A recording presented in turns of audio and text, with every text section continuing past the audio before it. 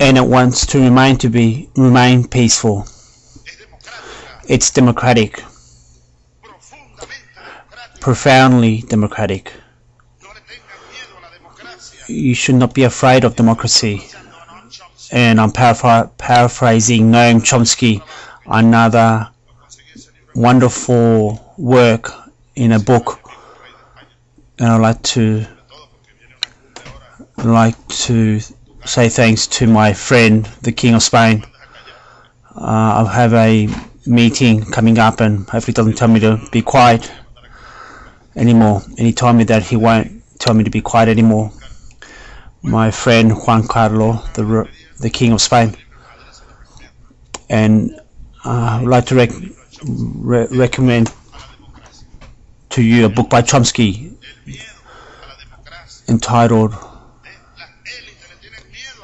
The Issue in Relation to Democracy, the Fear of Democracy. The elites are scared of democracy. Lincoln even said that. He talked about the concept of democracy. Power to the people, power of the people, and power for the people. It should not be the power of the elites, where they let loose the guerrillas, which has happened in Honduras and happened in Venezuela in 2002, and it's happened in Brazil, in the Dominican Republic.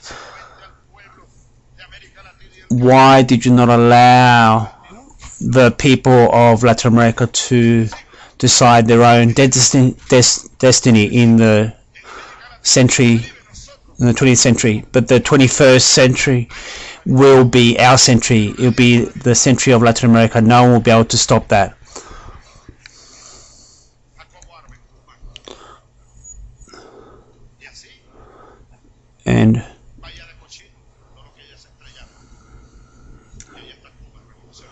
And there you have Cuba, revolutionary Cuba, dignified Cuba, and it's blockaded. What are you waiting for, Obama? You should lift the blockade on Cuba. What are you waiting for?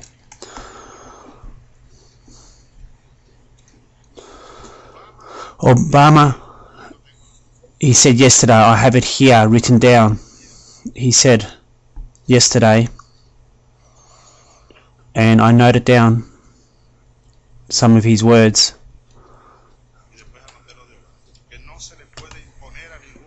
He said, you cannot impose on any people, you cannot impose a political system on any country and any people. You have to respect each country and their sovereignty.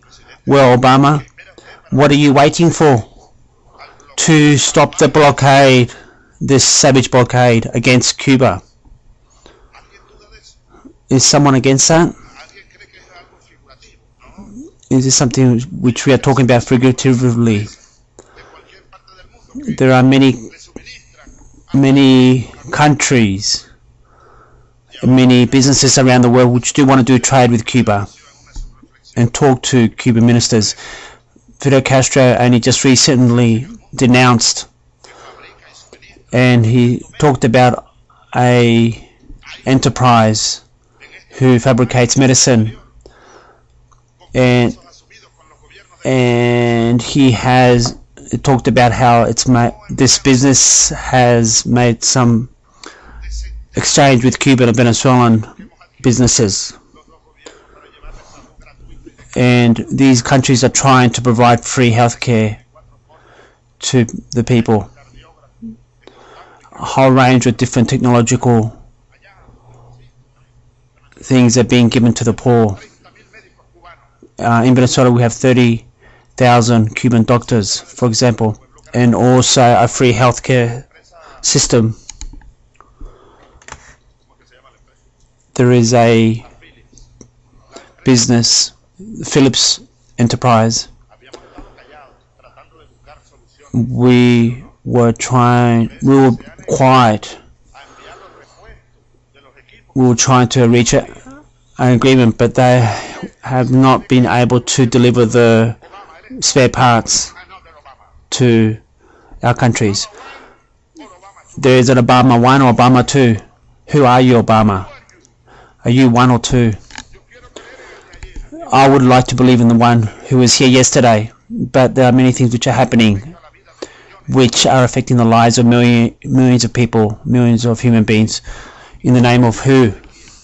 And who does this repression represent?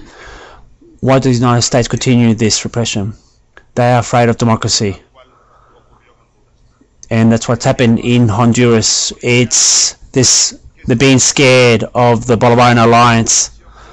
They're scared scared of this alliance, of this integration of the people of Latin America. And also they're scared of the governments of Latin America, such as Venezuela, Cuba, Nicaragua, Ecuador, etc. And also Dominican Republic and Vincenten. They try to attack us. They try to stop our integration. They want to stop UNASUR. This is all part of the revolution that is happening, the great revolution of Latin America. And in that same speech, Mr. President, you also talk about the 7 military bases in Colombia.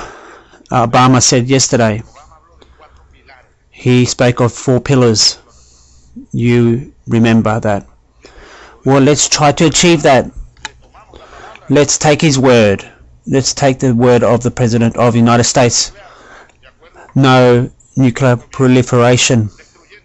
Why don't you start by destroying all your nuclear arsenal? Why don't you do that? The second pillar, which Obama spoke about, first was nuclear proliferation. The second was in relation to peace. We want peace in Colombia. In this beloved country, Colombia, there is a civil war in Colombia, and something that Obama does not want to recognize. It's a historical conflict that is happening in Colombia. The United Nations should recognize that as historic struggle, and we should open up our hands to help Colombia, to respect their sovereignty, but to stop it from the tragedy that it lives in.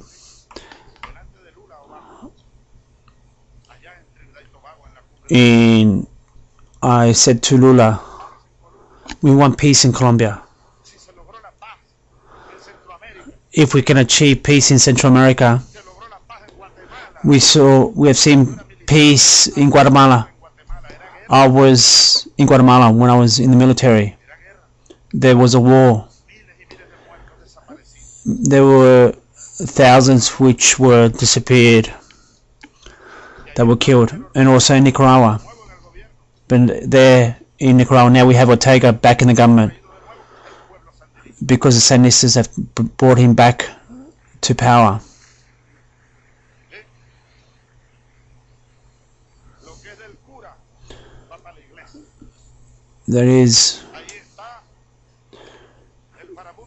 We also have the Farabundo Martí and the people of El Salvador.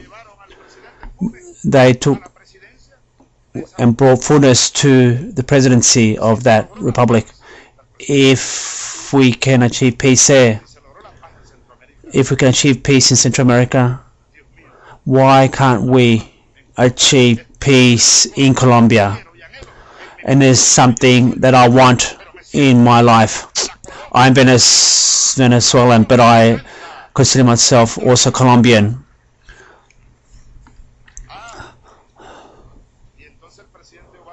And so President Obama thinks he wants to achieve peace. And is he going to achieve peace by having 7 more military bases in Colombia? That's not peace. That's more threats. That's not going to help peace in Colombia. That's not going to help peace in South America. The governments of South America, the governments of the South, we are preoccupied and worried about these new bases.